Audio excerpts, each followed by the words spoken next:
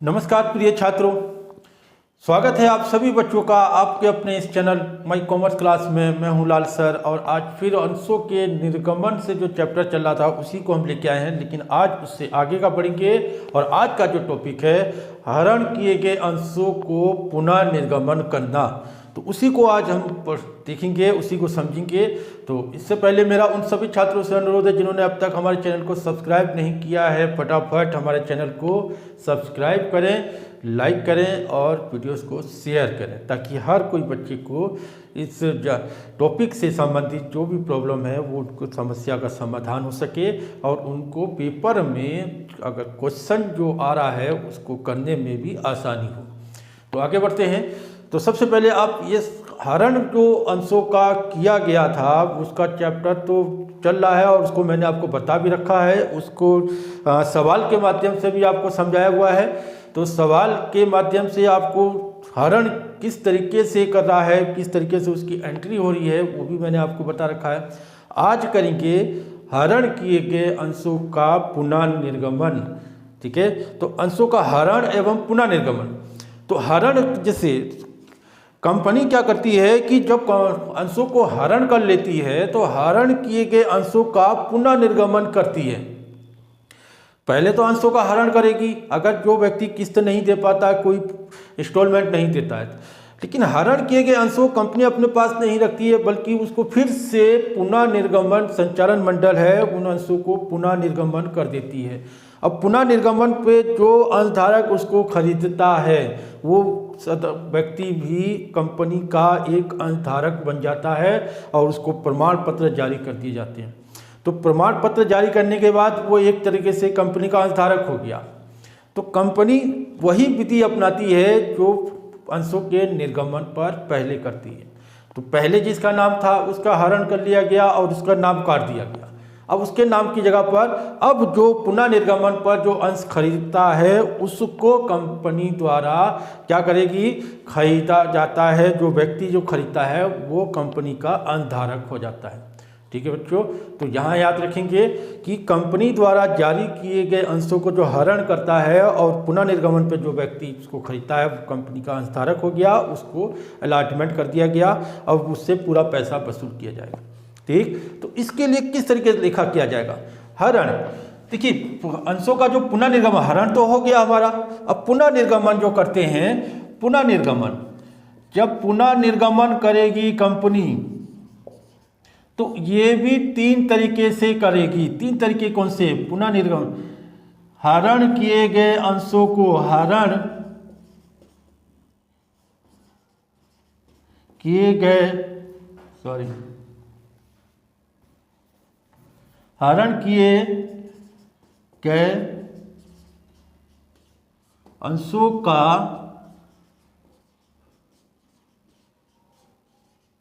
पुनर्निर्गमन करना। पुनर्निर्गमन क्या है? हरण किए गए अंशों का पुनः निर्गमन करना। क्या है? अंशों का पुनः निर्गमन। अब पुनः निर्गमन देखिए तीन तरीके से करती है। एक सममूल्य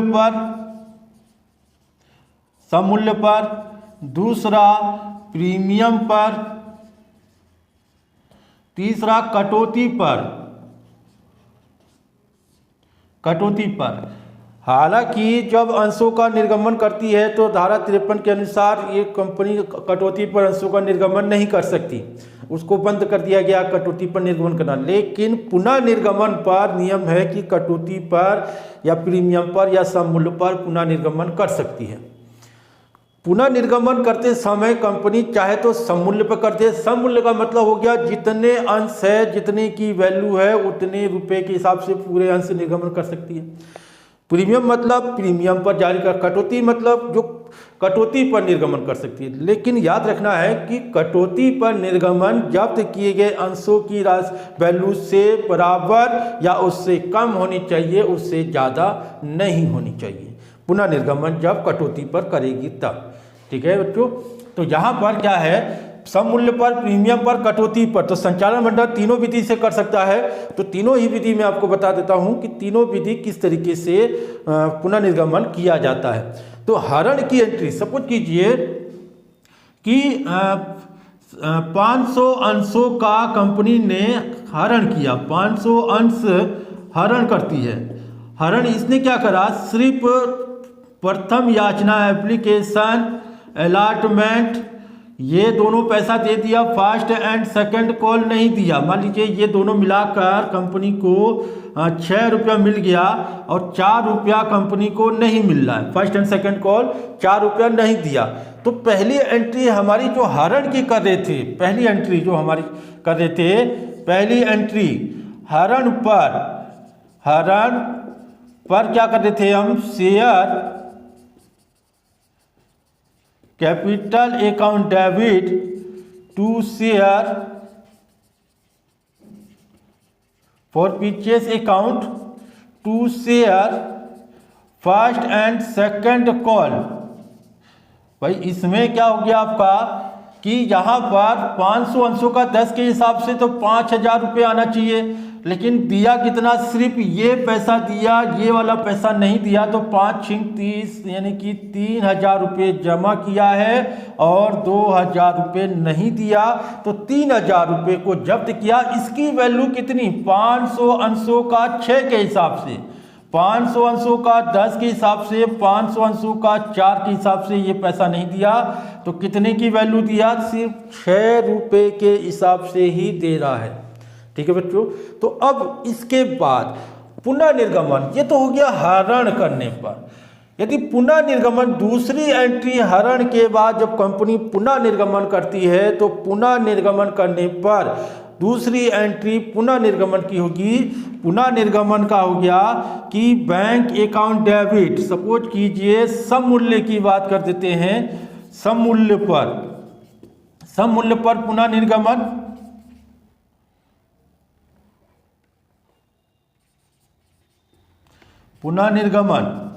सम मूल्य पर पुनः निर्गमन करती है। तो bank account debit to share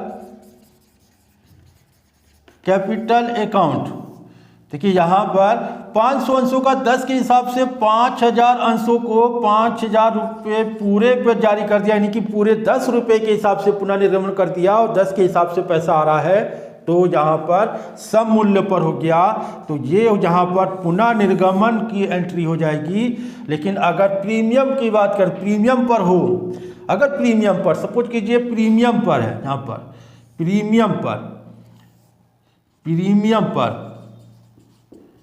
premium पर होता है, तो फिर यहाँ पर bank account debit to share capital account to premium. मान लीजिए 1 रुपया प्रीमियम पर जारी किया है, प्रीमियम पर जारी किया तो कितना हो गया, 5,000 शेयर का 1 रुपये के हिसाब से 500 रुपया, तो बैंक में 5,500 रुपया आएगा। तो बैंक में कितना आएगा, 5,500 रुपये ये वैल्यू आएगी, 5,500, क्योंकि 1 रुपया प्रीमियम पर, तो प्रीमियम पर 501, 500 गुणा 10, तो बैंक में 500 गुणा 11 रुपये के हिसाब से पैसा आएगा। सपोज कीजिए कटौती पर अगर जारी करता है, कटौती पर अगर बात कर लेते हैं, कटौती पर, तो फिर सपोज कीजिए कि बैंक अकाउंट डेबिट 10 रुपये वाले शेयर, सपोज कीजिए ये 10 रुपये वाले शेयर हैं, 10 रुपये वाले शेयर को कंपनी ने 2 रुपया काट कर 8 रुपये पर पुनः निर्गमन किया। तो 8 रुपये के हिसाब से आप 500 अंशों का 8 के हिसाब से यहाँ पर कितना पैसा बैंक को मिलेगा, 500 अंशों का 8 के हिसाब से 4,000 रुपये। और टू शेयर कैपिटल अकाउंट 5,000 के जो अंश थे, 5,000 अंशों पर 4,000 प्राप्त हो रहा है, तो 1,000 रुपये मेरा नुकसान हुआ है।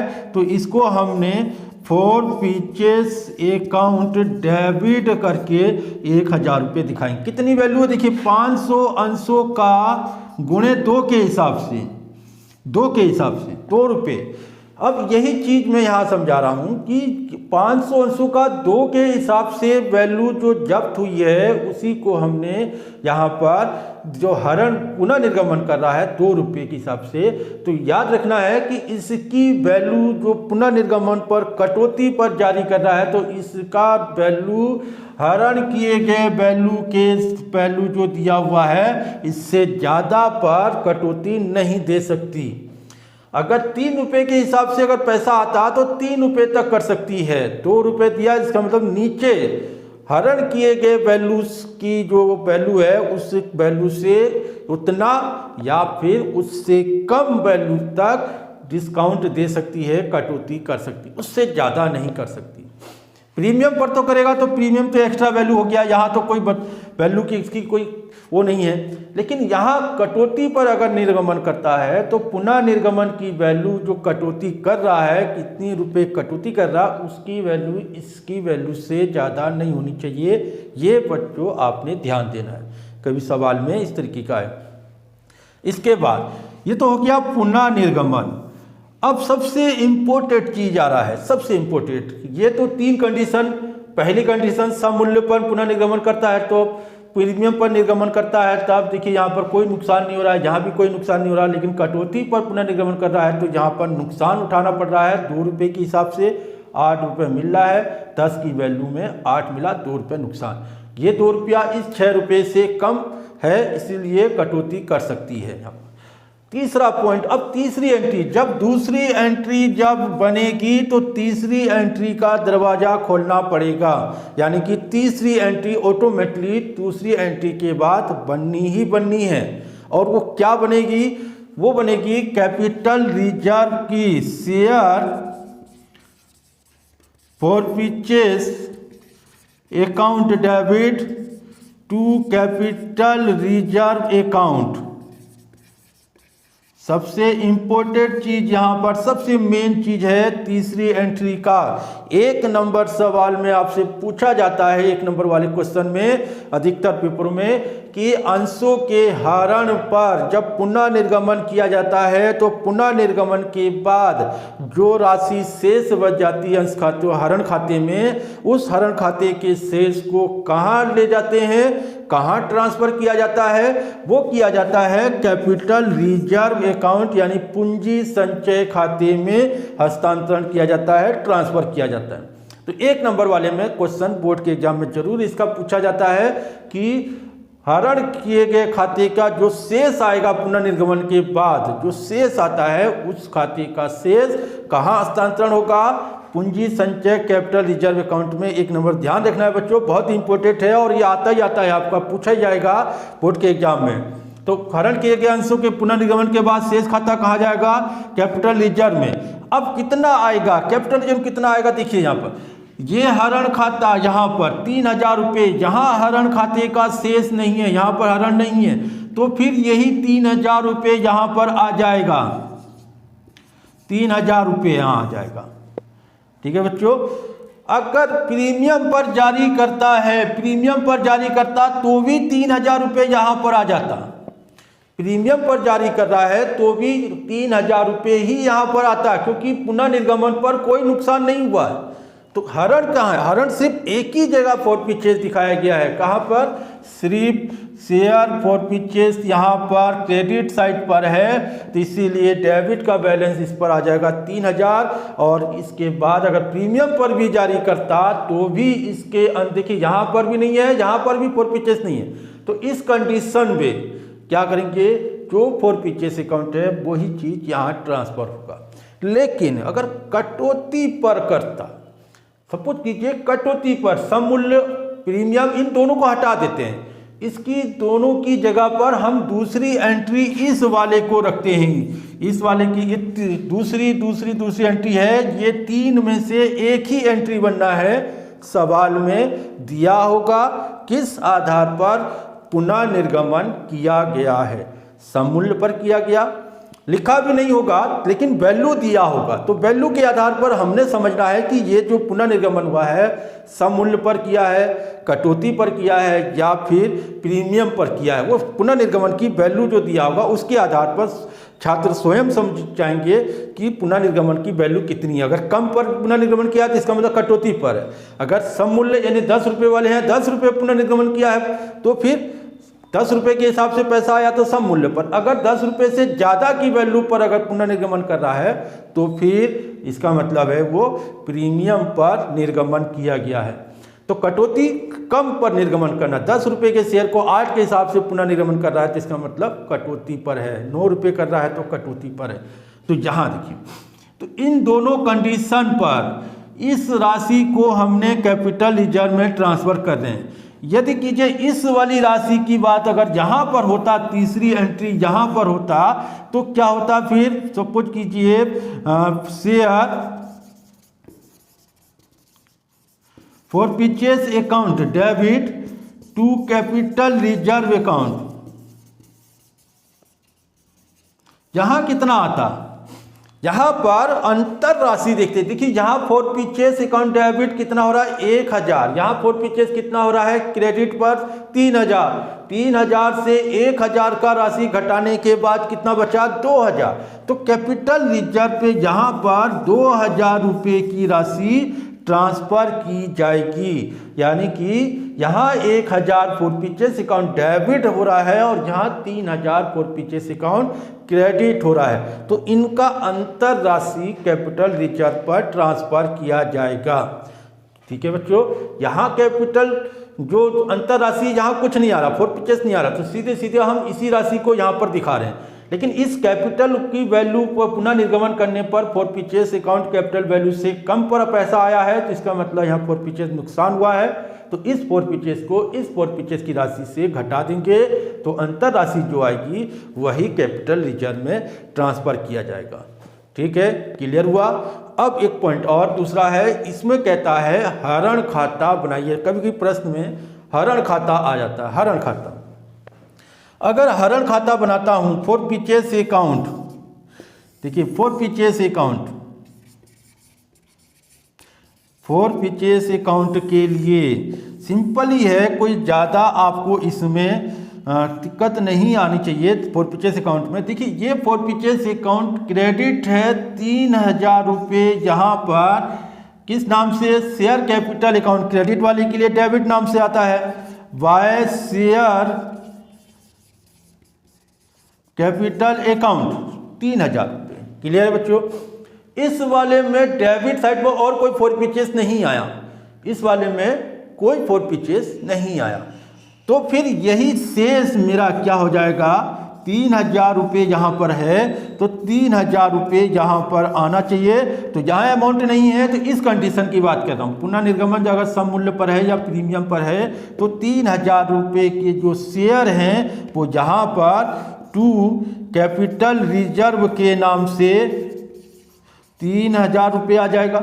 क्योंकि 3000 देखिए यही 3000 यहाँ आया, 3000 रुपये मैंने यहाँ लिख दिया। लेकिन अगर ये चीज़ होता है प्रीमियम पर, सॉरी कटौती पर निर्गमन करता, तब कटौती पर निर्गमन करने पर फॉर परचेज यहाँ पर 1000 रुपये डेबिट दिखा रहा है। तो यहाँ देखिए मैंने थोड़ा सा साफ करके लिख देता हूँ, डेबिट तो 500 अंशों का 2 रुपये के हिसाब से, ये 2 रुपये और 6 रुपये। ठीक है बच्चों, तो 2 रुपये के हिसाब से 1000 रुपया डेबिट। अगर इसी चीज़ को मैं इसमें फिट करता हूँ तो फिर यहाँ पर सपोज कीजिए इसी चीज़ को मैं यहाँ एक दूसरा बना देता हूँ मैं आपको, फॉर परचेज अकाउंट।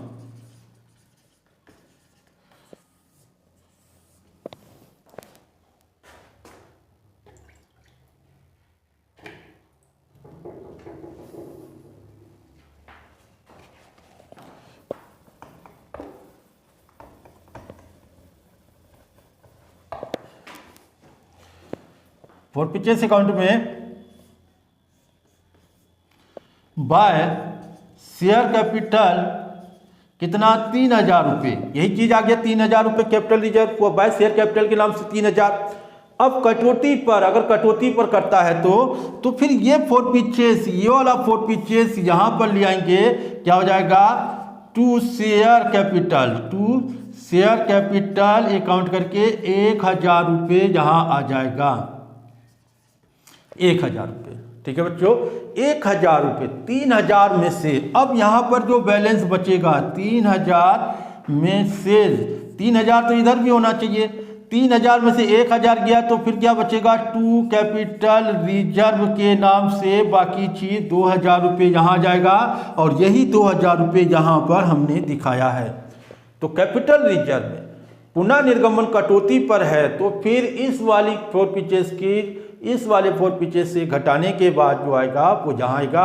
और कैपिटल रिजर्व के लिए अगर हरण खाता बोलता है तो हरण खाते में कैपिटल रिजर्व निकालने के लिए कैपिटल 3000, जिसमें से पुनः निर्गमन पर हानि हो रही है 1000, तो उसमें से बचा कितना, 2000, यही 2000 यहाँ आएगा। अगर सम मूल्य पर प्रीमियम पर जारी करता है तो जितना यहाँ आएगा उतना ही कैपिटल रिजर्व में राशि पे आ जाएगा, और यहाँ पर सिंपली आपका 3000 रुपये को ही बैलेंस, जो यहाँ बैलेंस, ये चीज़ क्या है, बैलेंस के नाम से, बैलेंस जो हम सीडी दिखाते हैं, तो बैलेंस सीडी ना दिखाकर कैपिटल रिजर्व में ट्रांसफर कर।